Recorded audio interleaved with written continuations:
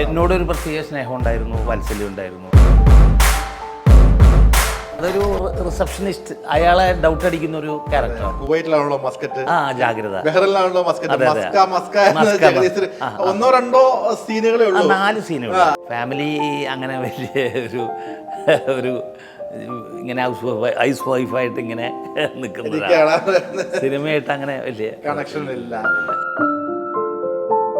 എന്തുകൊണ്ടാണ് കുഴപ്പമെന്ന് വെച്ചാൽ എൻ്റെ കുഴപ്പം തന്നെയാണത്. ഞാൻ പോയി കാണാറില്ല. ഇപ്പം ആൻഡോ എന്നോട് ചോദിക്കാറുണ്ട്, മമ്മൂക്ക എന്താ പോയി കാണാത്തത്? അല്ല, മമ്മൂക്കയായിരുന്നു തന്നെ അതിനു മുമ്പുള്ള സിനിമകളിലൊക്കെ ശശികേട്ടൻ്റെ പടത്തിലും പിന്നെ സാജൻ്റെ പടങ്ങൾ, പിന്നെ അങ്ങനെ കുറേ പടങ്ങളിൽ എനിക്ക് വേണ്ടി റെക്കമെൻഡ് ചെയ്തിട്ടുണ്ട്. അദ്ദേഹം റീ എൻട്രിക്ക് ആഗ്രഹമുണ്ട്, പക്ഷേ അത്. Welcome Tony Antony. ടോണി ചേട്ടാ സ്വാഗതം. നമസ്കാരം. സന്തോഷത്തോടെ സ്വാഗതം. റീലിലേക്ക് സ്വാഗതം. ഞാൻ ചോദിക്കട്ടെ, ഇപ്പം നമ്മൾ നോർമലി ഇപ്പോൾ സിനിമ ഇപ്പം നടന്മാർ എന്നൊക്കെ പറഞ്ഞു കഴിയുമ്പോൾ അല്ലെങ്കിൽ ആർട്ടിസ്റ്റിനെ പറയുമ്പോൾ സിനിമ ഷൂട്ടിന് ശേഷം അവരെ എവിടെയെങ്കിലുമൊക്കെ ഫംഗ്ഷൻസിലും അല്ലെങ്കിൽ ഓഡിയോ ലോഞ്ച് അങ്ങനത്തെ ലോഞ്ചുകളിലും ഒക്കെ നമ്മൾ അവരുടെ സാന്നിധ്യം നമ്മൾ അറിയുന്നുണ്ട്. അവർക്ക് കണ്ടിന്യൂസ്ലി സിനിമ ചെയ്യുന്നില്ലെങ്കിൽ പോലും ഇങ്ങനത്തെ സിനിമയുടെ വെള്ളി വെളിച്ചം വരുന്ന ആ ചടങ്ങുകളിൽ അവരെ കാണാറുണ്ട്. ഇപ്പം ചേട്ടനെ എങ്ങനെ കാര്യമായി കാണാറില്ല? ഇല്ല, ഞാൻ വൈ? അല്ല, വേറെ ഒന്നും ഉണ്ടായിട്ടല്ല. പല പൂജയ്ക്കും അല്ലെങ്കിൽ ലോഞ്ചിങ്, ഇപ്പോൾ ഓഡിയോ ലോഞ്ച് സിനിമയുടെ, അത് പണ്ടേ ഞാനങ്ങനെ പൊതുവെ ഒരു അന്തർമുഖനാണ്. അതാണ് അതിൻ്റെ സത്യം.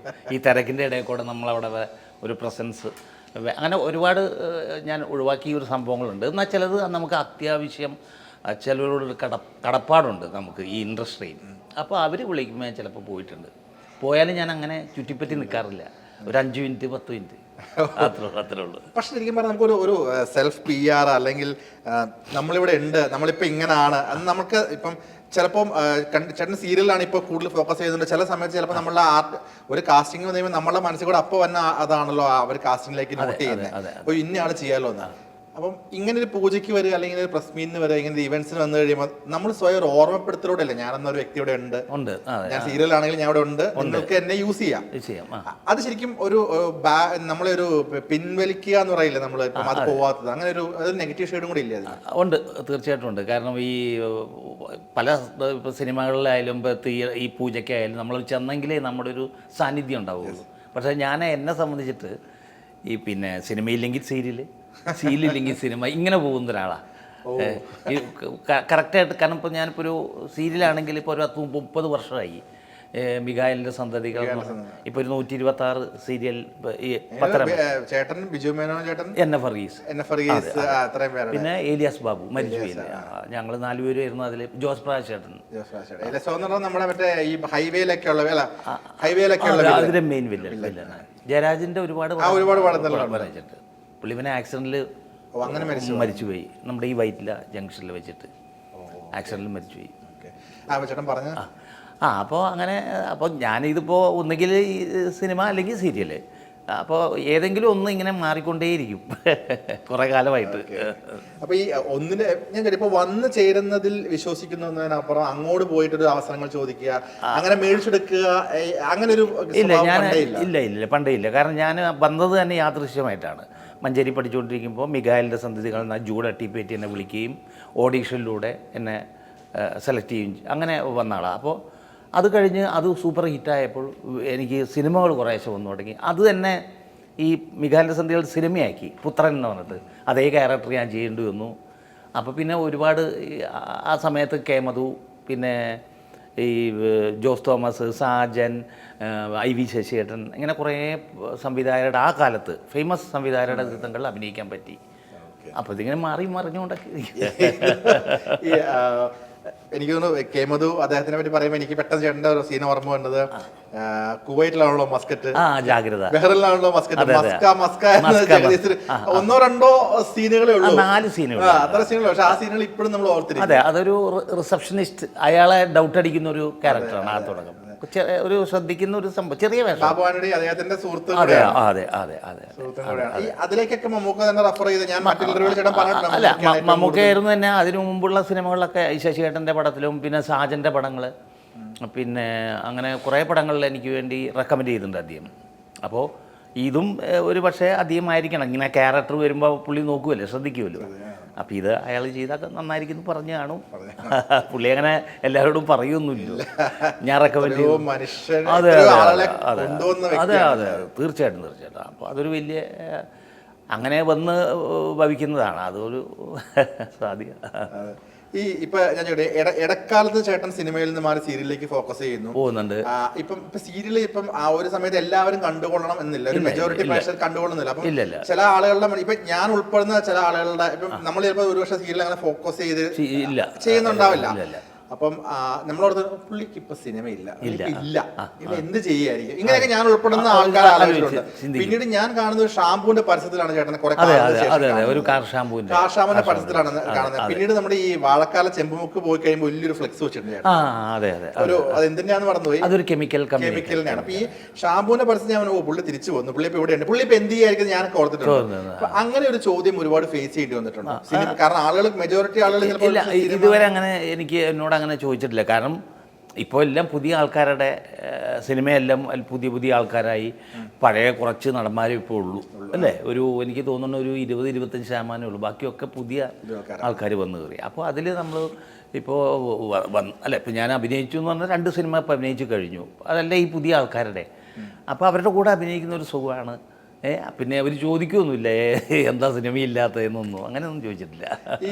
ഞാൻ ഈ സിനിമയുടെ ഒരു സൗഹൃദങ്ങളെ പറ്റി ചോദിക്കുകയാണെന്നുണ്ടെങ്കിൽ എപ്പോഴും സിനിമകൾ സംഭവിക്കുന്നതും ഒരു കൂട്ടായ്മ അല്ലെങ്കിൽ ബന്ധങ്ങളുടെ പേരിലാണ് കേട്ടിട്ടുണ്ട്. തീർച്ചയായിട്ടും അങ്ങനെ ഒരു സൗഹൃദ വല ഉണ്ടോ ചേട്ടൻ ഇന്നും? അല്ല, എനിക്ക് ഒരു കാലത്തുണ്ടായിരുന്നു. ജോസ് തോമസിന്റെ മിക്ക പടങ്ങളിലും ഞാൻ ഒരു 7-8 സിനിമകൾ അഭിനയിച്ചിട്ടുണ്ട്.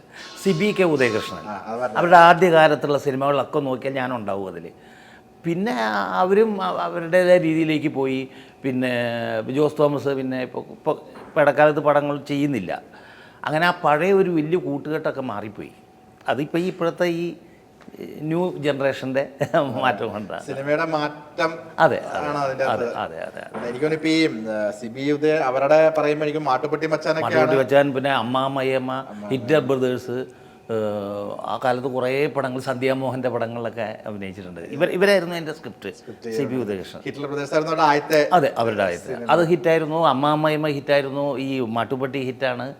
പിന്നെയും കുറേ പടങ്ങൾ ഞാൻ ചെയ്തിട്ടുണ്ട്. ഏറ്റവും കരിയറിൽ ബ്രേക്ക് ചെയ്യുന്ന ഒരു സിനിമ 20ാം നൂറ്റാണ്ട്, ഓഫ് കോഴ്സ്. അതിനുശേഷം പെട്ടെന്ന് ആളുകൾ ഓർത്തിട്ട് മാട്ടുപ്പെട്ടി വെച്ചാൽ നല്ല ഉഗ്രം ക്യാരക്ടറുമാണ്. ആ പടവും ഹിറ്റാണ്. ചെന്താമരയുടെ അതെ അതെ ഒരു പോട്ടറാണ് അതില്.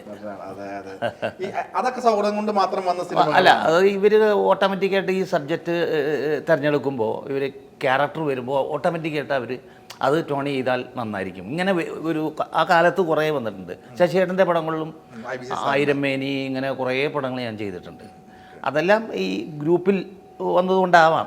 ടി ദാമോദരൻ മാഷ്, അബ്കാരി, അപ്പോൾ അവരൊക്കെ ഒരു ഗ്രൂപ്പാണല്ലോ. ശശിയേട്ടൻ, ടി ദാമോദരൻ മാഷ് എന്നൊക്കെ പറയുമ്പോൾ അപ്പോൾ അവരറിയാതെ അത് ഇന്നാൾ ചെയ്യാം, അങ്ങനെ വരുന്ന അതൊക്കെ.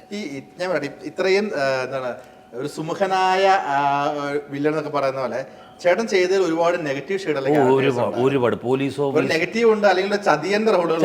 എനിക്ക് തോന്നുന്നു മലയാള സിനിമയിൽ ഒരു 30ഓളം സിനിമകളിൽ പോലീസ് ഓഫീസറായിരുന്നു. അതിൽ ഒരു 20 സിനിമകളിൽ വില്ലനായിട്ടുള്ള പോലീസ് ഓഫീസറാണ്.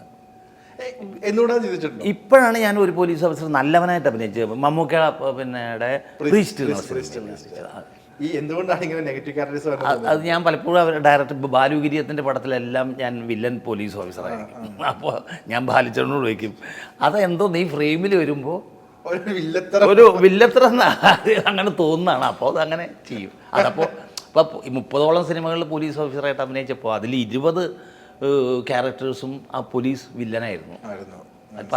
5 ഇതിപ്പോൾ ഈ പ്രീസ്റ്റ് അങ്ങനെ കുറച്ച് പടങ്ങളിൽ മാത്രമേ നല്ലവനായ പോലീസ് ഓഫീസറായിട്ട് അഭിനയിച്ചിട്ടുള്ളൂ. ഇപ്പൊ ആദ്യ സമയത്ത് ഇപ്പം അച്ഛന്റെ സ്റ്റുഡന്റ് ആയിരുന്നു, അല്ലെങ്കിൽ ശിഷ്യനായിരുന്നു മമ്മൂക്ക.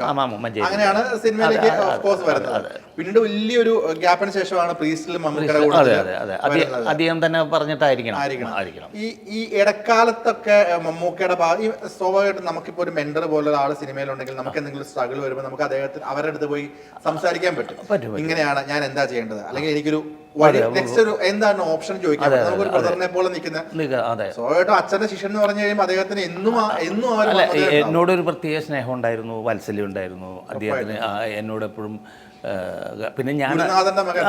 പിന്നെ എന്തുകൊണ്ടാണെന്ന് കുഴപ്പമെന്ന് വെച്ചാൽ എൻ്റെ കുഴപ്പം തന്നെയാണത്. ഞാൻ പോയി കാണാറില്ല. ഇപ്പം ആൻറ്റോ എന്നോട് ചോദിക്കാറുണ്ട്, മമ്മൂക്ക എന്ത് പോയി കാണാത്തത് ചോദിക്കും. അപ്പോൾ ഒന്നാമത് ശരിക്കും എന്തോ കാണാത്തത്?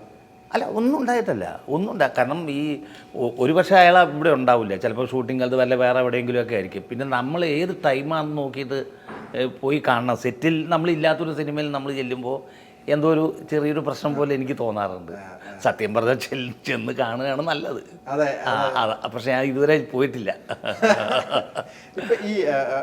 ഇപ്പൊ ഈ മമ്മൂക്കായിട്ടുള്ള കോണ്ടാക്ട്, റെഗുലർ കോണ്ടാക്റ്റോ ഒന്നും കീപ്പ് ചെയ്യുന്നില്ല? കാണുമ്പോഴുള്ള സ്നേഹം ചോദിച്ചിട്ടില്ലേ നീ എന്താ എന്നെ വിളിക്കാതെ? അദ്ദേഹത്തിന്റെ ഒരു രീതി ഉണ്ടല്ലോ. അല്ല, പുള്ളി അങ്ങനെ ഒരു പ്രത്യേക ഇതാണല്ലോ. അപ്പോൾ നീ സീരിയൽ അദ്ദേഹത്തിൻ്റെ കുഴപ്പം അല്ല എന്നാണ് ഞാൻ പറയുന്നത്. കാരണം എൻ്റെ കുഴപ്പമാണ്. കാരണം അദ്ദേഹത്തോട് ചോദിക്കണമായിരുന്നു. എപ്പോഴും ഓർക്കില്ലോ എത്ര പേര് റെക്കമെൻഡ് ചെയ്യുന്നുണ്ട്, എത്ര പിന്നെ ടെക്നീഷ്യന്മാരെ കൊണ്ടുവരുന്നു. എനിക്ക് തോന്നുന്നു ഏറ്റവും കൂടുതൽ പുതുമുഖ സംവിധായകരെ കൊണ്ടുവന്നത് മമ്മൂക്കയായിരിക്കും അല്ലേ, ടെക്നീഷ്യന്മാരെ, ക്യാമറാമാൻ. അപ്പോൾ ഇങ്ങനെ തിരക്കല്ലേ പുള്ളി. അപ്പോൾ അതിൻ്റെ ഇടയ്ക്ക് നമ്മളെയൊക്കെ ചിലപ്പോൾ ഇങ്ങനെ മറന്നു പോകുന്നതാണത്. ആദ്യം തൊട്ട് ഇന്ന് വരെ നോക്കുമ്പോൾ കാര്യമായ ഗെറ്റപ്പ് ചേഞ്ചിലൊന്നും ചേട്ടനെ കണ്ടിട്ടില്ല. എന്നും ഒരു തിക്ഷേറ ഒരു മീശ വെച്ച്, താടി വെച്ച് ഞാനത് കണ്ടിട്ടില്ല. താടി വെച്ചിട്ടുണ്ട്, പക്ഷേ എല്ലാ സിനിമകളിലും ഒന്നുമില്ല. കുറച്ച് 90% സിനിമകളിൽ ആ സെയിം ഗെറ്റപ്പ്. അന്ന് പിന്നെ കാര്യമായിട്ടുള്ള ഗെറ്റപ്പ് ചേഞ്ചിലേക്കുള്ള കഥ അങ്ങനെ ആരും ഇല്ല. കാരണം എല്ലാവരും ആ ഒരു ഫിഗർ വെച്ചിട്ടാ. കുട്ടേട്ടൻ്റെ കൂടെ ഞാൻ ഏറ്റവും കൂടുതൽ ഒരു കാലത്ത് ഏറ്റവും കൂടുതൽ സിനിമകളിൽ ഞാൻ അഭിനയിച്ചിട്ടുണ്ട്. മുകേഷിൻ്റെ കൂടെ അഭിനയിച്ചിട്ടുണ്ട്. പക്ഷെ ആർക്കും അങ്ങനെ അവർക്കൊരു മാറ്റങ്ങളോ ഒന്നുമില്ല. ഇപ്പോഴാണ് താടിയും മുടിയും ഒരു പ്രത്യേക രൂപത്തിലൊക്കെ വരുന്നത് അല്ലേ. ഞാൻ ചോദിക്കട്ടെ, ഇപ്പം ഏതൊരു നടനും ഇപ്പൊ ഒരു രണ്ട് ഫേസ് ഉണ്ടെന്ന് നമുക്ക് വേണമെങ്കിൽ പറയാം. അതിന് ഒരുപാട് എക്സാമ്പിൾസ് നമ്മുടെ കയ്യിലുണ്ട്. ഇപ്പം ഏറ്റവും ലേറ്റസ്റ്റ് ആയിട്ട് ഉള്ള എക്സാമ്പിൾ ആണ് ജഗദീഷ് ചേട്ടൻ. ഒരു സമയത്ത് ഒരുപാട് സിനിമകൾ ശേഷം പിന്നീട് അദ്ദേഹം കംപ്ലീറ്റ്ലി മാറി. ക്യാരക്ടർ റോൾ അല്ല, സിനിമയിൽ നിന്ന് മാറി ചാനലിൽ മാത്രമായി. നല്ല സിനിമകൾ ലഭിക്കാതെ അദ്ദേഹം ഒരു ബ്രേക്ക് എടുത്തു. പിന്നീട് തിരിച്ചുവരുണ്ട്. ലീല മുതൽ മാർക്കോ വരെ എത്രയോ പടങ്ങൾ. അദ്ദേഹത്തിന്റെ ഒരു മാറ്റം അത് ഏതൊരു നടനും അങ്ങനെ കിട്ടാനുള്ള ഒരു ഓപ്ഷൻ ഇവിടെ ഉണ്ട്. ഇനി ഒരു റീ എൻട്രി, ഇങ്ങനെ ഒരു കംപ്ലീറ്റ്ലി ചേഞ്ച്, ഒരു റീ എൻട്രി ഒക്കെ ചേട്ടൻ ഒരു ആഗ്രഹമുണ്ടോ? റീ എൻട്രിക്ക് ആഗ്രഹമുണ്ട്. പക്ഷേ അത് ഏതെങ്കിലും ഒരു നല്ല സബ്ജക്റ്റ് ആയിരിക്കണം, നല്ല ഡയറക്ടർ ആയിരിക്കണം, എല്ലാം ഒത്തുവരണം. സിനിമയിൽ അങ്ങനൊരു ഒരു കാര്യമുണ്ട്. കാരണം വെച്ചാൽ ചിലപ്പോൾ നല്ല ഡയറക്ടറായിരിക്കും, പക്ഷെ സബ്ജക്റ്റ് പാളിപ്പോയാൽ കഴിഞ്ഞു. രണ്ടുകൊണ്ട് എടുക്കുന്ന പോലെ പോയി. അതെ. നമ്മൾ പ്രതീക്ഷിക്കുന്ന പോലെ എല്ലാ തിയേറ്ററിൽ വരുമ്പോൾ. അപ്പോൾ അതിലൊരു നല്ല വേഷം കിട്ടാൻ വേണ്ടി നമ്മൾ പലപ്പോഴും ട്രൈ ചെയ്തിട്ടുണ്ട്. പക്ഷേ അത് ഞാൻ പറഞ്ഞില്ലേ, ഇപ്പോൾ വലിയ പരിചയമില്ലാത്തവരാണ് ഇപ്പോൾ വന്നവരൊക്കെ. ഈ പഴയ ആൾക്കാരൊക്കെ എനിക്ക് തോന്നുന്നു ഒരു 50% പോയി. ഇപ്പോൾ പുതിയ ആൾക്കാരാണ്. അപ്പോൾ ആ ഒരു ട്രെൻഡിലേക്ക് വരണം എന്നുണ്ട്, വേറെ അപ്പിയറൻസിൽ. ഈ പഴയ നമ്മളെ ഈ പഴയ രൂപത്തിലല്ല, വേറെ രൂപത്തിൽ. കാരണം നമ്മൾ കണ്ട സ്ഥിരമായി കണ്ടുകൊണ്ടിരുന്ന ആൾക്കാരുടെ മറ്റൊരു രൂപം, മറ്റൊരു അഭിനയം, മറ്റൊരു രീതികളൊക്കെ കണ്ടു കഴിഞ്ഞാൽ പ്രേക്ഷകർ ഭയങ്കരമായിട്ട് സ്വീകരിക്കും. അതിന്റെ ഏറ്റവും ഒരുപാട് എക്സാമ്പിൾസ് നമ്മുടെ മുന്നിൽ തന്നെ ഒരുപാട് പേര് ഇപ്പോൾ മാറിയിട്ടുണ്ട്. ഇപ്പം ജഗദീഷ് ചേട്ടനും പിന്നെ മുകേഷ് ചേട്ടനും ഒക്കെ മാറിപ്പോയി. വിജയരാഘവൻ ചേട്ടൻ അച്ഛൻ്റെ വേഷമൊക്കെ ഗംഭീരമാക്കി ചെയ്യുന്നുണ്ട്. ഇപ്പം അതിന് വേണ്ടിയിട്ട് ശ്രമങ്ങൾ എന്നൊക്കെ പറയുമ്പോൾ അത് ഇപ്പൊ ഫാമിലിയുടെ ഭാഗത്തൊന്നും പറയാറില്ല, ഇങ്ങനെ ഓപ്പർച്യൂണിറ്റീസ് ഉണ്ട്, അതിനുവേണ്ടി കാര്യമായിട്ടൊന്ന് ഇറങ്ങി നമുക്കൊന്ന് ശ്രമിച്ചുകൂടെ? ഫാമിലി അങ്ങനെ വലിയ ഒരു ഇങ്ങനെ ഹൗസ് വൈഫായിട്ട് ഇങ്ങനെ നിൽക്കുന്നതാണ്. സിനിമയായിട്ട് അങ്ങനെ വലിയ കണക്ഷൻ ഇല്ല. ഓക്കെ. ചേട്ടാ, ഫാമിലി പറ്റി പറഞ്ഞു കഴിയുമ്പോൾ ചേച്ചി മക്കളെ എത്ര പേരാണ്? ഒരു മകൻ ബാംഗ്ലൂർ പഠിക്കുന്നു. അല്ല, ബാംഗ്ലൂർ പഠിക്കല്ലേ, അപ്പൊ ജോലി ചെയ്യുന്നു. പുള്ളിയുടെ ഒരു ഇൻട്രസ്റ്റ് കാര്യങ്ങളൊക്കെ എങ്ങനെയാണ്? ഓഫ് കോഴ്സ് അച്ഛന്റെ ബ്ലഡിൽ സിനിമയുള്ളപ്പോൾ അല്ല, താല്പര്യം ഉണ്ടാ. പക്ഷേ ഈ ജോലി കിട്ടിയപ്പോൾ പിന്നെ അതിലേക്ക് ഈ സിനിമ എന്ന് പറയുന്നത് രണ്ടും രണ്ടാണല്ലോ. അപ്പോൾ ജോലിയാണല്ലോ ആദ്യം പ്രധാനം. അപ്പോൾ ഒരു നല്ല ജോലി കിട്ടിയപ്പോൾ കാഡ്ബറീസിൽ വർക്ക് ചെയ്തു. അങ്ങനെ പോയി. അപ്പൊ സമീപകാലത്ത് വരുമായിരിക്കും തോന്നുന്നുണ്ടോ ചേട്ടൻ? തോന്നുന്നു. അല്ല, അത് ഓരോ ദൈവാനുഗ്രഹവും കഴിവും ഒക്കെ ഉണ്ട്. ഞങ്ങൾ സിനിമയായിട്ട് സംസാരിക്കാറുണ്ട്, പലതും സംസാരിക്കാറുണ്ട് ഇങ്ങനെ. അപ്പോൾ ഞാൻ പറയും, ജോലിയാണ് പ്രധാനം. ജോലിയില്ലാതെ ഇപ്പോൾ എത്രയോ പേര് ഈ ഇൻഡസ്ട്രിയിൽ നിൽക്കുന്നുണ്ട്, വളരെ ബുദ്ധിമുട്ടി. അപ്പോൾ അതൊരു നമുക്ക് സേഫായിട്ടൊരു ജോലി ഉണ്ടെങ്കിൽ പിന്നെ നമുക്ക് ഏതെങ്കിലും ഒരു സിനിമയിൽ ഒരു പുതിയ എൻട്രി കിട്ടിയാൽ കയറിപ്പോയിക്കോളാൻ പറഞ്ഞത്. ചോദിച്ചാൽ അച്ഛന് വേണം എന്നെ റെക്കമെൻഡ് ചോദിച്ചിട്ടുണ്ട്. അതെ, അല്ല പക്ഷെ നമ്മളങ്ങനെ പറഞ്ഞിട്ട് കാര്യമില്ല, കാരണം ഇതെല്ലാം വന്നു ഭവിക്കുന്നതാണ്. ഞാൻ അങ്ങനെ വിശ്വസിക്കുന്ന ആളാണ്. നിമിത്തങ്ങളിൽ വിശ്വസിക്കുന്ന നിമിത്തങ്ങളിലാണ് വിശ്വസിക്കുന്ന ഓട്ടോമാറ്റിക്കായിട്ട്. ഇപ്പോൾ ഞാനിപ്പോൾ അഭിനയിച്ച 2 സിനിമയും യാദൃശ്യമായിട്ട് വന്നതാണ്. ഞാൻ അങ്ങോട്ട് പോയി എനിക്ക് 2 പേരെ അറിയില്ല. ഒന്ന് ട്രിവാൻഡ്രത്തുള്ള ഒരു ഡയറക്ടർ, പുതിയ ഡയറക്ടറാണ്. രണ്ടാമത് രാജു എന്ന് പറഞ്ഞാൽ അയാളും പുതിയ ഡയറക്ടറാണ്. അപ്പോൾ രണ്ടും എന്നെ അവർ തേടിപ്പിടിച്ച് വിളിച്ചതാണ്. ഏതൊക്കെ സിനിമയാണ്? ഒന്ന് ഇത്തിക്കര കൊമ്പൻ എന്ന് പറഞ്ഞ സിനിമ, അത് രാജു ആർ എന്ന് പറഞ്ഞ ആൾ ചെയ്യുക. അപ്പോൾ അയാളുടെ 2ാമത്തെ പടം. മറ്റേ അനിൽ കൃഷ്ണൻ്റെ മിസ്റ്റർ ഡീസൻറ്റ് എന്ന് പറഞ്ഞു. അപ്പം മറ്റതിൽ ഇത്തിക്കര കൊമ്പനിൽ ടിനി ടോം ഒക്കെയാണ് നമ്മുടെ ഗ്രൂപ്പുള്ളവരൊക്കെയാണ് അഭിനയിക്കുന്നത്. മറ്റൊരു പുതിയ ആൾക്കാരാണ്. അപ്പോൾ അത് യാദൃശ്യമായിട്ട് വരുന്ന സിനിമ. ഈ ഇപ്പൊ ചേട്ടൻ തന്നെ പല ആവർത്തി ഇപ്പൊ ഈ ഇന്റർവ്യൂവിൽ പറയണ്ടായി, 2 പഴയ ആൾക്കാരെ പുതിയ ആൾക്കാരെ പഴയ ഈ ആൾക്കാർ ജനറേഷൻ മാറുന്ന ഒരു സിനിമയ്ക്ക് വന്ന വ്യത്യാസം എന്തായിരിക്കും ഒരു അല്ല പിന്നെ കുറേ കൂടി ഫാസ്റ്റായി. പിന്നെ നമ്മുടെ ഇപ്പോൾ ഈ ക്യാമറ വരെ എക്യുപ്മെൻറ്റ്സ് വരെ എല്ലാം മാറി അല്ലേ. പഴയ ഞാനിപ്പോൾ അഭിനയിക്കുന്ന ശശിയേട്ടൻ്റെ ക്യാമറയൊന്നും അല്ല ഇപ്പോൾ, ടോട്ടൽ മാറി കഴിഞ്ഞു. യൂണിറ്റ് വരെ മാറി, ലൈറ്റ്സ്, മേക്കപ്പ്, കോസ്റ്റ്യൂംസ്, ഇതെല്ലാം മാറി. ഈ യാദൃശ്യമായിട്ട് സിനിമയിൽ വന്നതാണല്ലോ, പിന്നെ അതിന്റെ ഒരു ഒഴുക്കിനൊപ്പം അങ്ങ് പോവുക എന്നുള്ളതാണ്. അങ്ങനെയാണ് വന്നത്. എനിക്ക് കാര്യമായ ഒരു എഫേർട്ടുകൾ അതിലേക്ക് ചേട്ടൻ അങ്ങനെ ഭയങ്കരമായിട്ട് എഫേർട്ട് ഇട്ട് ഇല്ല. കാരണം ഞാൻ അങ്ങനെ മമ്മൂക്ക, പിന്നെ ശശിയേട്ടനെയും, പിന്നെ അങ്ങനെയുള്ള കേമധു ചേട്ടനെയും സാജനെയും ആ കാലത്ത് എല്ലാവരും ബിസി ഡയറക്ടേഴ്സാണ്. അവരെയൊക്കെ ഇൻട്രൊഡ്യൂസ് ചെയ്തപ്പോൾ അവരെനിക്ക് വേഷങ്ങൾ തന്നു. അങ്ങനെ ഞാൻ പോയതാണ്. ആ സമയത്ത് ഈ സിനിമകൾ ഉള്ളപ്പോൾ പോലും ഞാൻ ഹിറ്റ് സീരിയലുകൾ അഭിനയിച്ചുകൊണ്ടേയിരിക്കുകയായിരുന്നു. അന്ന് പിന്നെ സുധാകർ മംഗളത്തിൻ്റെ ജോയിസിയുടെ പിന്നെ സ്ത്രീ എന്ന് പറഞ്ഞ സീരിയൽ, ഇതിലെല്ലാം പ്രധാന വേഷങ്ങൾ ചെയ്തുകൊണ്ടിരിക്കുകയായിരുന്നു. അത് കാരണം എനിക്ക് കുറച്ച് സിനിമകൾ പോയിട്ടുമുണ്ട്. അപ്പോൾ അതൊരു വലിയ നഷ്ടം തന്നെയാണ്. കാരണം വെച്ചാൽ നമ്മൾ ഒരു നല്ല പൊസിഷനിൽ ഇങ്ങനെ വന്നുകൊണ്ടിരിക്കുകയായിരുന്നു, നല്ല നല്ല സിനിമകളിൽ, വലിയ വലിയ സിനിമകളിൽ. അപ്പോൾ അങ്ങനെയുള്ള സിനിമ അഭിനയിച്ചുകൊണ്ടിരിക്കുന്ന ഇടയ്ക്കാണ് ഞാൻ ഈ 10-15 ദിവസം ഈ സീരിയലിന് വേണ്ടി മാറ്റിവെക്കും. അങ്ങനെ കുറച്ച് സിനിമകളൊക്കെ, കുറച്ചല്ല നല്ല സിനിമകളൊക്കെ പോയിട്ടുണ്ട്. അന്നേരവും ചിന്തിച്ചിട്ടുണ്ടോ അത് വേണ്ട, ആ ഡിസിഷൻ തെറ്റാണ് സീരിയൽ എന്നുള്ളത്? നമുക്ക് സിനിമ അല്ലല്ല, പക്ഷെ അന്ന് സീരിയൽ സെലക്ട് ചെയ്യേണ്ട, സിനിമ ഫോക്കസ് ചെയ്യുന്നുണ്ടെങ്കിൽ മറ്റൊരു തലത്തിലേക്ക് കുറച്ചും കൂടി പോവുമായിരിക്കും എന്നാണ് ഞാൻ വിശ്വസിക്കുന്നത്. കാരണം ഈ ഒരു സംവിധായകൻ എന്നെ വിളിക്കുമ്പോൾ എനിക്ക് ഡേറ്റ് ഇല്ല എന്ന് പറഞ്ഞ് ഒഴിഞ്ഞു മാറുന്ന ചില ഘട്ടങ്ങൾ വന്നിട്ടുണ്ട്. ഈ 15 ദിവസമൊക്കെ അടുപ്പിച്ച് സീരിയലിന് ചെയ്യുമ്പോഴേ അപ്പോൾ ആർക്കും വിളിക്കാൻ ഒരു മടിയായിരിക്കും. പ്രത്യേകിച്ച് സിനിമയും സീരിയൽ രണ്ടും രണ്ടാണ്, ഭയങ്കര വ്യത്യാസമാണ്. അപ്പോൾ അങ്ങനെ എനിക്ക് നഷ്ടങ്ങൾ വന്നിട്ടുണ്ട് സിനിമയിൽ.